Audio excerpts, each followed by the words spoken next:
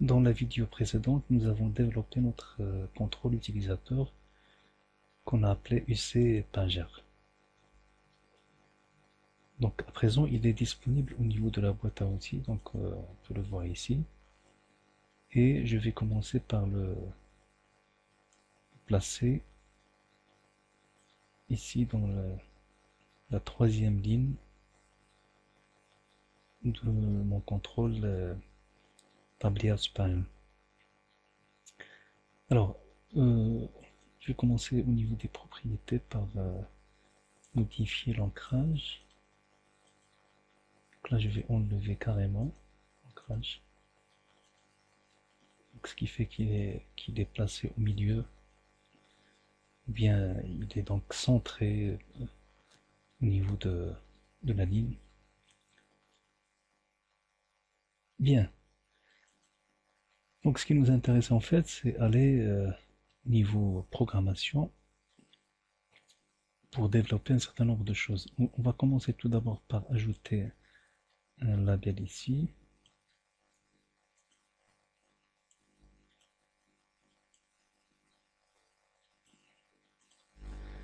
Donc là, je vais mettre le nombre de lignes par page.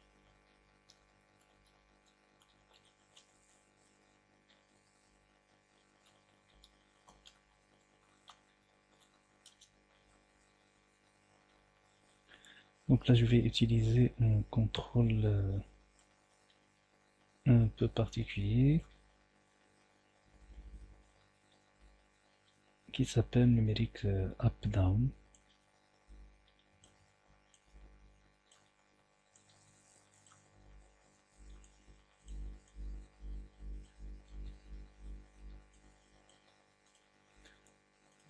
Je l'appelle page ligne, en fait ligne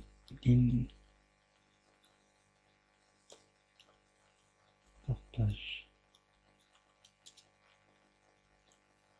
Donc je vais spécifier la valeur minimale.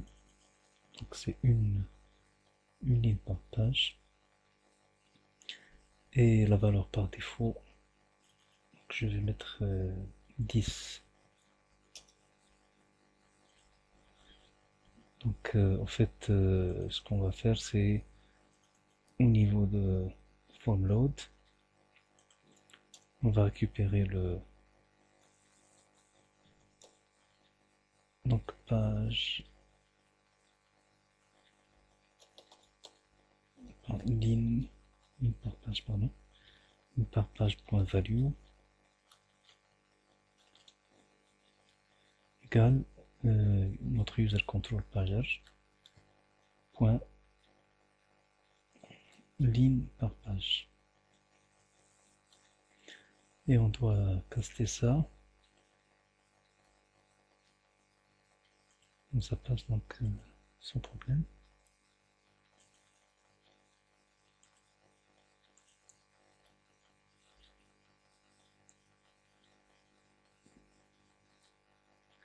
Bien, au niveau de la recherche, donc là, par exemple, pour le bouton chercher par thème, donc bouton livre par thème, on va commencer par récupérer le code thème, donc int code égale, donc thème, en fait, combo box thème, point select value, et on va bien sûr convertir ça en entier.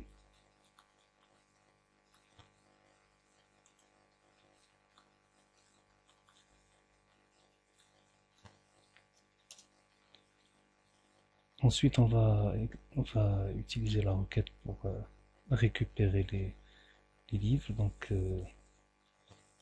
livre source.data source égale donc notre requête from tin db.livre where t.cotem égal code select. Donc select t. Point. Donc là, c'est là où on a le changement. On va utiliser take. Take, ça permet de prendre, bien de spécifier le nombre de lignes qu'on va récupérer au moment de l'exécution. Donc je peux dire récupérer 3, 4, 5, x lignes de la requête. Donc là, le nombre de lignes, il est déjà défini au niveau de mon user control. Donc user control pageage point ligne par page. Donc en fait, je vais programmer ici un événement qui est lié à ce contrôle. Donc ligne par page value change it, quand la valeur est modifiée, je vais également modifier la valeur correspondante au niveau de mon contrôle utilisateur. Donc ligne par page égale mon contrôle ligne par page point value. Donc la valeur étant décimale, je vais faire un cast pour la convertir en entier. Donc on va déjà tester cette première partie. Donc là, supposons que je prenne par exemple 3 éléments par 3 lignes par page. Donc j'ai les 3 pages, par contre le contrôle ici n'a pas été mis à jour.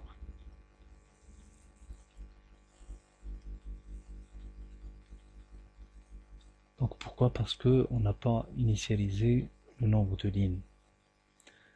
Donc c'est ce qu'on va faire tout de suite. Donc ici,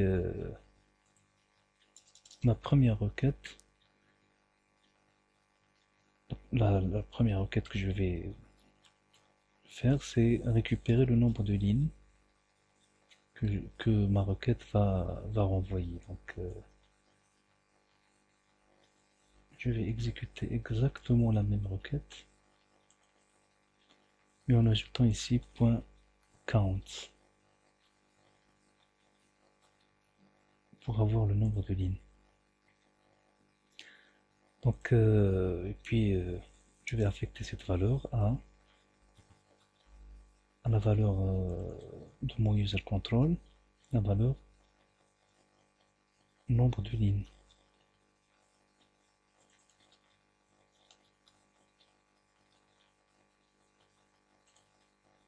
Donc je refais l'exécution et maintenant j'espère que ça va marcher. Donc alors là j'ai 10 lignes par page, je vais prendre 3 et réexécuter la requête. Voilà, donc j'ai une page sur 2, donc je peux basculer vers la deuxième page.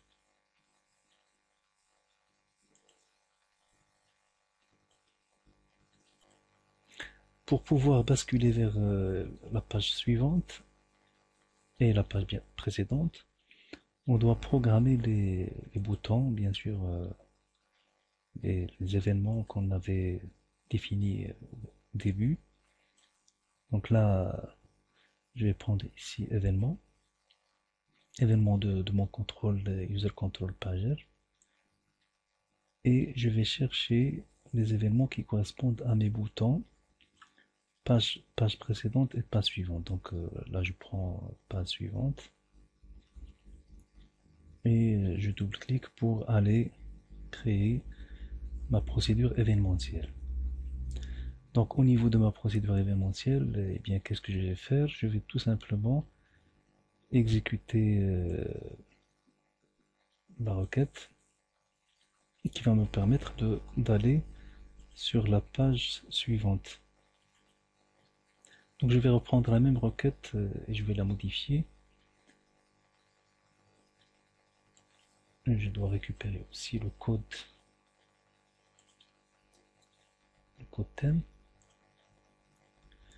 Donc là, je serai obligé de faire un ordre by,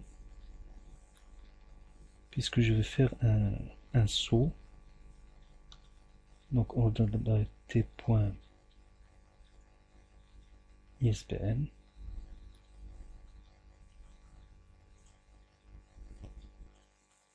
Donc là, je vais lui demander tout d'abord de sauter un certain nombre de lignes avant d'atteindre ma page recherche. Donc là, j'ajoute ici point skip.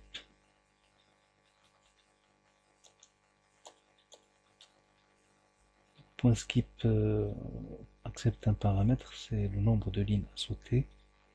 Donc le numéro de lignes à sauter sera calculé par ma méthode, enfin par ma propriété que j'ai appelée saut. Et puis je prends les lignes suivantes de ma page.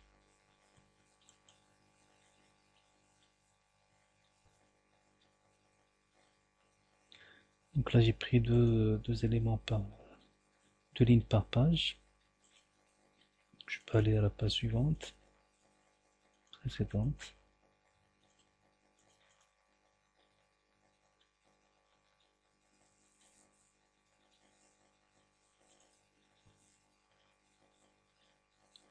Donc j'ai arrangé le code ici, j'ai ajouté en fait un certain nombre de choses. J'ai ajouté tout d'abord un entier critère qui va m'indiquer quel est le critère de recherche. Donc ça sera 1 pour quand on fait la recherche par thème, ça sera 2 quand on fait la recherche par titre, et ça sera 3 pour la recherche par auteur. Donc vous voyez là, quand je fais la recherche par thème, j'initialise la variable critère à 1. Quand je fais la recherche par livre, ça sera, pardon, par titre, ça sera 2. Et enfin, par livre, par auteur, ça sera 3.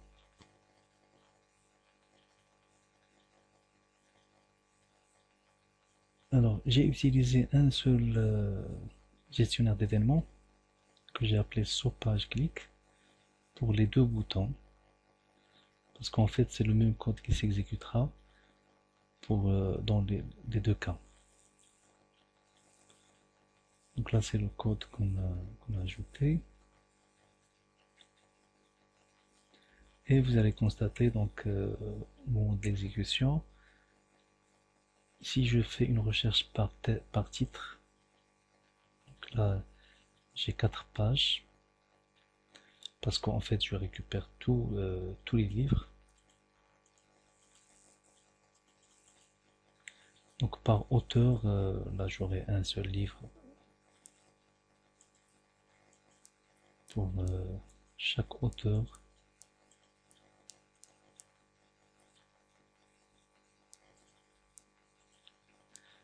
Voilà, cette deuxième partie de la recherche est terminée.